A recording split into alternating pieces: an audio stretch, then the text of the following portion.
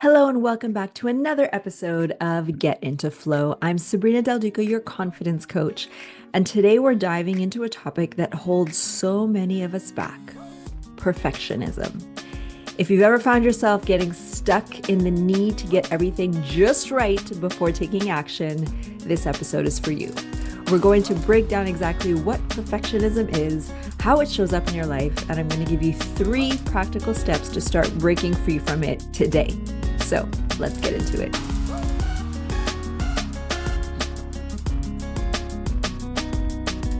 So what is perfectionism? Perfectionism is this sneaky mindset that tells us we need to do everything flawlessly to be worthy of success, love, or respect. It makes us feel like we're not enough unless we get it just right. And here's the kicker. Perfectionism doesn't just show up in the big moments, it's in the little things too, like double checking a message before sending it, endlessly reworking a project, or avoiding even starting something because you're scared it won't be perfect. Now, let me be clear. Striving for excellence is not the same thing as perfectionism. It's about having high standards and doing your best, and there's nothing wrong with that. But perfectionism goes beyond that because it paralyzes you. It tells you that good enough isn't good enough. And it creates self-doubt, fear, and often leads to burnout. And here's the thing, the longer you let it control you, the harder it becomes to step forward and do the things you actually want to do. So how does perfectionism actually hold you back? Well, in a lot of ways. First off, it stops you from taking action. And you might find yourself stuck in the planning phase because you're waiting for that perfect moment or trying to create that perfect plan before moving forward. And that's something that I dealt with. And I talk about often the procrastination trap. That is a form of self-sabotage that is linked to perfectionism because you're waiting for that perfect moment. And the procrastination comes in as well because you're holding off actually stepping into the thing that you fear the most because you're afraid it's not going to be done perfectly, or that you're not ready, or that there's something missing. And that's where the underlying perfectionism comes in. So they're often linked. So if you find yourself in a procrastination trap or in that endless planning phase of trying to make sure everything is set up before you actually take that leap, I would invite you to also start thinking about perfectionist tendencies. And maybe you already recognize yourself in that. So here's the hard truth.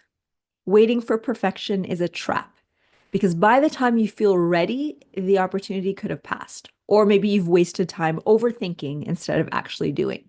Also, perfectionism damages your confidence. Weird to think of that, but let's unpack it for a second. It makes you doubt yourself and your abilities. So you're constantly looking for flaws and ignoring all the progress you've made. When you're stuck in the perfectionist trap, as we'll call it, you're only looking at what you're doing wrong or what's not good enough. So that's how it has an impact on your confidence. It's negative self-talk that only reinforces the belief that you're not good enough, which can then keep you stuck in that cycle of self-sabotage. And lastly, perfectionism robs you of joy. Instead of enjoying the process, you're caught up in trying to make everything perfect. So you stop celebrating the wins along the way because the bar just keeps getting raised higher and higher, and it leaves you with the feeling of never quite enough getting there. So instead of embracing the journey and appreciating the growth that you're making every step of the way, your eye is set on the target. And if it's not perfect, it's not worth celebrating. So that's how it robs you of joy. So, as most of you know, I am a self-proclaimed recovering perfectionist. I am someone who is so focused on perfect that I never felt good enough. And that's why I am so passionate to share this with you today, especially this next part about the 3 things that you can start doing right away to break free from that perfectionist trap. These are things that I do for myself that I feel work.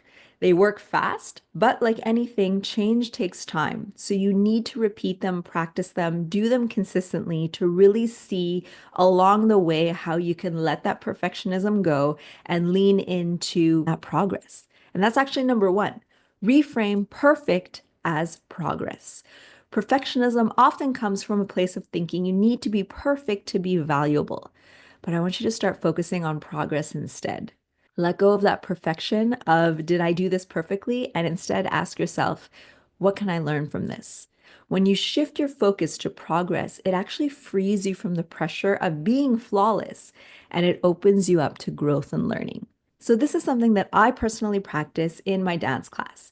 When I'm in a situation of learning something new, I really have to force my negative self talk to one of growth and perspective. So, instead of saying, oh my God, I need to get this perfect in the next 5 seconds, I have to tell myself, you are learning. Allow yourself to make mistakes and see where that takes you. And by making mistakes and seeing where that takes you, it also allows you to just be free to explore instead of being so rigid to get everything just right and then void of expression. In my case, in terms of dancing, by leaning into just trying it and seeing and being curious about what this movement feels like and how you can express yourself through it, it allows you to move through it from a place of curiosity, which then leads to growth. And curiosity can actually bring us further because we are wondering what that next step could look like instead of forcing ourselves to be perfect all the time. This is also something that I practice when I share on social media, especially when it comes to dance. I have high standards, and as we established earlier, nothing wrong with having high standards, but when it holds you back from sharing the progress, in terms of a video, I used to wait until I felt that the video of me dancing was quote unquote perfect to be valuable enough or worthy enough to share. Now, what I'm doing is I'm sharing the progress, I'm sharing the journey because we don't just start a new dance style and immediately we're perfect or ever perfect. Giving yourself a chance to grow and also a chance to show others that it's okay to be in the progress phase and appreciate the journey so that you don't have to wait until that quote unquote perfect moment that you feel is worthy of a share to actually put yourself out there. And people can appreciate the process with you. And through this, I encourage you all, everyone listening right now, how can you embrace the process? How can you appreciate it?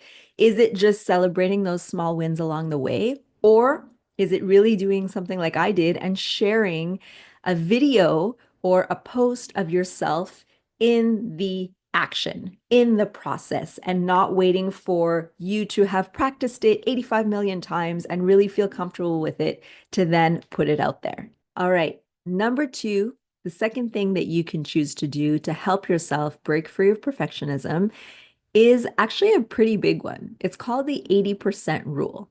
So, what if you made the decision to aim for good enough instead of perfect? And if something is 80% done, it's good enough to share, to send, or to act on. So, going back to my example about the video, if you feel like you nailed that choreography 80% out of 100, it's good enough to share. Why do we have to always aim for that 100 and not allow ourselves to appreciate that we were able to do it 80%, right? So the perfectionism trap, it loves to keep us in a cycle of editing, of overthinking, of questioning, of refilming, of redoing it. But by deciding that 80% is your done point, you free yourself and you move forward faster with less stress. So for me, that particular video I'm referring to, I was feeling myself. I knew the technique was not there because I actually blanked out on the choreography. That's how much I was feeling myself and really embodying the movement. But that was my 80% because I was in it. Actually, from a feeling standpoint, that was actually 100% because I've never felt myself more in that moment of stress. Usually in those circumstances, I'm so focused on getting to 100 that I don't even go past 50, if that makes sense. But this time, I shifted my focus to just be present in the moment, feel the movement, and trust that the choreography would come through. And if it didn't, which it did not at one point because I blanked out, I still went through the movement. I was so embodied in the flow that my body kept going in a different way and then eventually caught up. So that's where you have to trust yourself that you're helping yourself move forward in the best way possible. And by establishing a percentage of 80% of good enough, that allows you to get to that point and say, okay, it's ready to put out there. It's ready to move on to the next phase. It's ready to share with others, whatever that means for you. But it actually frees you from forcing that 20% that often will never come when we're under those stressful circumstances. And the last one, number 3, it's a big one as well. Get comfortable with failing. I know failure can be scary, but I want you to see it differently. Failure is not a permanent state. It's an opportunity to learn, to grow, and to try again. The more you're willing to fail, the less afraid you'll be of making those mistakes. And let's start small. Try something new without putting so much pressure on yourself to get it right the first time. And you'll quickly realize that failure does not define you, it teaches you. It teaches you how to be resilient, how to pivot and adapt, how to find solutions, how to be creative, how to get curious, right? So many benefits come from quote unquote failing. But I think if we say failure and look at it in a way of what can I learn from this, it automatically puts you in a growth mindset and it removes the pressure for you to get it right the first time. Because it's rare that we will get it right the first time. And if you do, great, but most of us will not. So give yourself the permission to fail, the permission to grow, to learn, to evolve. And so the next time you come back, you're starting from experience and not from scratch. So there we go. Perfectionism does not serve you. It keeps you stuck, self-doubting, and overwhelmed. But by reframing perfect as progress, embracing that 80% rule, and getting comfortable with failure, you can actually start to break free from the hold that perfectionism has on you. And I promise you, you'll feel so much more freedom and so much more confidence when you do. Thank you all for tuning in to today's episode. If this resonated with you, I'd love to hear your thoughts. Reach out to me on social media, leave a comment. Let me know what perfectionism has been holding you back from and what step you're going to take today to move past it. And if you're ready to really break free from those limiting beliefs and create lasting confidence, reach out to me for some private coaching services. Thank you again, and I will see you next time.